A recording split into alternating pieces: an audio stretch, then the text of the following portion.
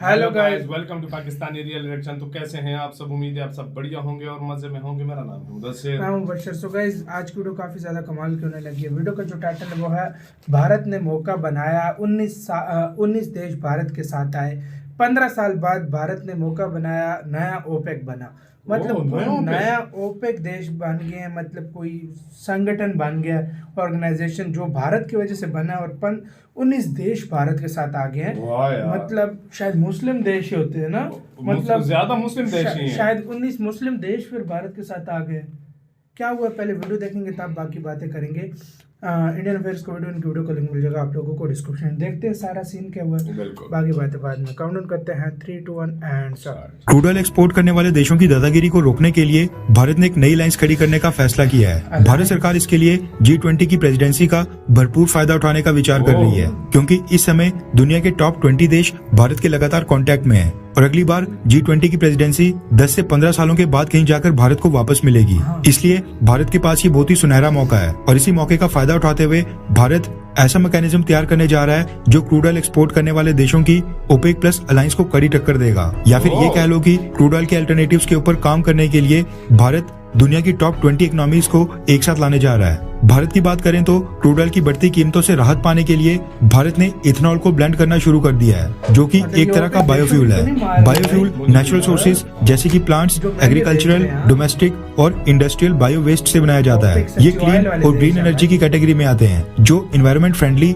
और renewable source of energy हैं। 3 सबसे कॉमन बायोफ्यूल्स हैं: बायोइथेनॉल, बायोडीजल और बायोगैस। इनको ट्रेडिशनल पेट्रोल, डीजल और गैस के साथ ब्लेंड करके ट्रांसपोर्टेशन के लिए इस्तेमाल किया जाता है। साल 2019 में एक सर्वे किया गया था जिसमें पाया गया था कि दुनिया भर में रोड ट्रांसपोर्ट के लिए जितना भी फ्यूल इस्तेमाल होता है उसका मात्र 3% ही बायोफ्यूल से आता है। इंटरनेशनल एनर्जी एजेंसी ने साल 2050 तक का टारगेट रखा है कि साल 2050 तक इसको 3% से बढ़ाकर 25% तक ले जाना है। ट्रांसपोर्टेशन के ऊपर पूरी दुनिया में जितना फ्यूल लगता है उसका 25% अकेले बायोफ्यूल्स के इस्तेमाल से आए। इससे पेट्रोल और डीजल के ऊपर से 25% डिपेंडेंसी कम हो जाएगी और प्राइसेस हमेशा कंट्रोल में रहेंगे। भारत ने तो खैर पहले 10%, उसके बाद 20% इथेनॉल ब्लेंड करना शुरू कर दिया है, यानी भारत पूरी दुनिया के टारगेट से काफी आगे चल रहा है। लेकिन अकेले भारत के आगे चलने से कुछ नहीं होगा, इसके लिए बाकी कंट्रीज को भी एक साथ लाना पड़ेगा और क्रूड ऑयल प्रोड्यूसिंग कंट्री की दादागिरी के ऊपर लगाम लगेगी।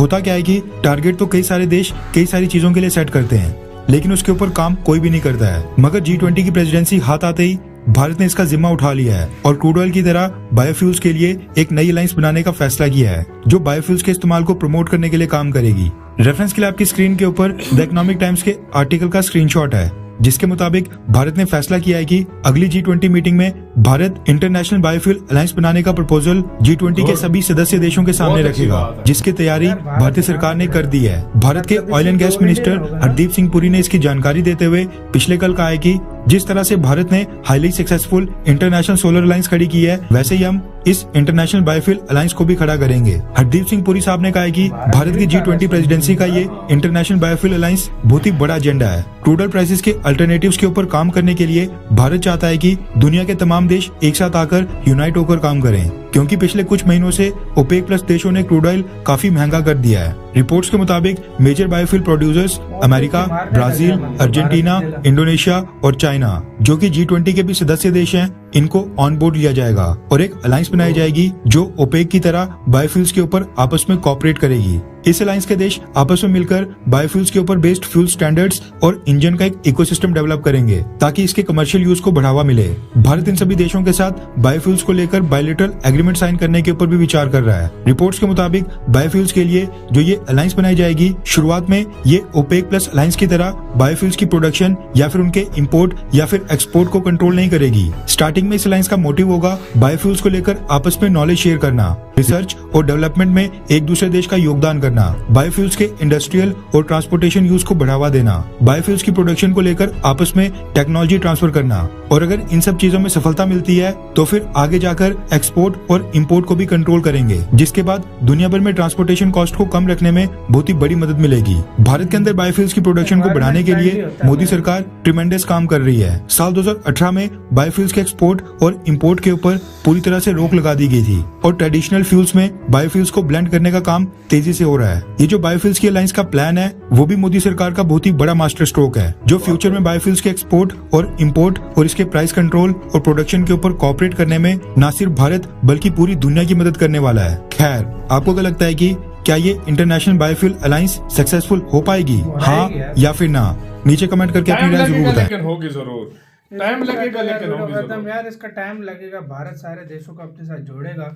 मतलब ऐसा देखा जाए ना एक नजर से इस टाइम तो पूरी दुनिया में भारत एक लीड कर रहा है उन देशों को, और यार वो एक भी बात सबसे पावरफुल देशों को। एक बात बताऊं, इंडिया ये जो हमेशा मुद्दा उठाता है कि भाई आप और कोई फ्यूल तो की आगे प्राइसेस बातें मार आपकी के बहुत चलेगा। महंगी हैं, ये वो क्योंकि यूरोपियन कंट्रीज को तो घंटा फर्क नहीं पड़ता, उनके पास पैसा है, अपने सब कुछ लोगों है, का लेकिन इंडिया अब सोचता उनको है। पता चलेगा इंडिया अपने इंडिया लोगों अपने लोगों का भी भाई, सोचता है, इंडिया दूसरी कंट्रीज का अब भी यूरोप सोचता है। जब से रशिया का काम हुआ है, यूरोपियन कंट्रीज की फट चुकी है, वाकई में अब उनका भी पैसा काम नहीं आ रहा, इतना महंगाई उधर हो गई। अभी उनको पता चलेगा, इसलिए ये इंडिया ने जो, और मेरी नजर में होना चाहिए यार, मैं पता है क्या बात है यार, ये जो ओपेक कंट्रीज है ना यार, अपनी मर्जी से प्राइसें बढ़ाते हैं। जब प्राइसें बढ़ती हैं तो पूरे देश में इसका फर्क पड़ता है, चीजें महंगी हो जाती हैं, लाजमी बात है, ट्रांसपोर्ट महंगी हो जाएगी, और चीजों में काफी में यूज होता है ऑयल, तो मतलब इस वजह से बहुत चीजें जो है ना महंगी पड़ जाती है बंदों देश को। वैसे भी भाई बहुत अपनी दादागिरी बनाई है यार। देखो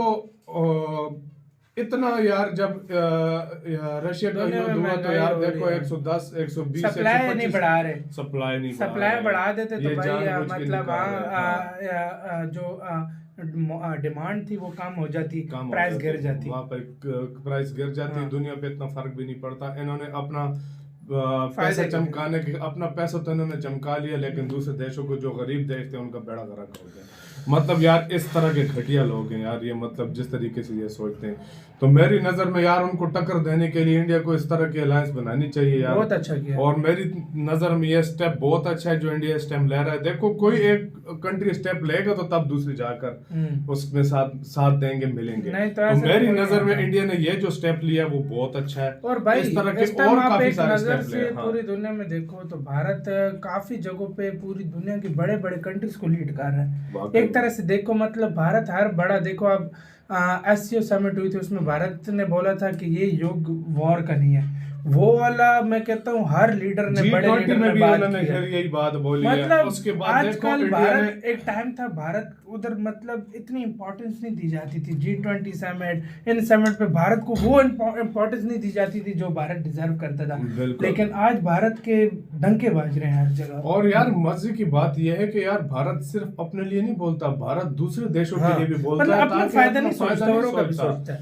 दूसरे कंट्रीज का भी सोचता है। जब UNSC का मामला हुआ था उन्होंने कहा था और अफ्रीका के देशों का कोई है रिप्रेजेंट करने वाला, कोई इस तरह है ही नहीं, उनको भी कुछ करके दो वरना ये UNSC टूट जाएगी, ये सब कुछ खराब हो जाएगा। इंडिया के बहुत अच्छे काम है। गाइस अपनी राय कमेंट सेक्शन में दें। इधर वीडियो खत्म करते हैं, अपना बहुत ज्यादा ख्याल रखना।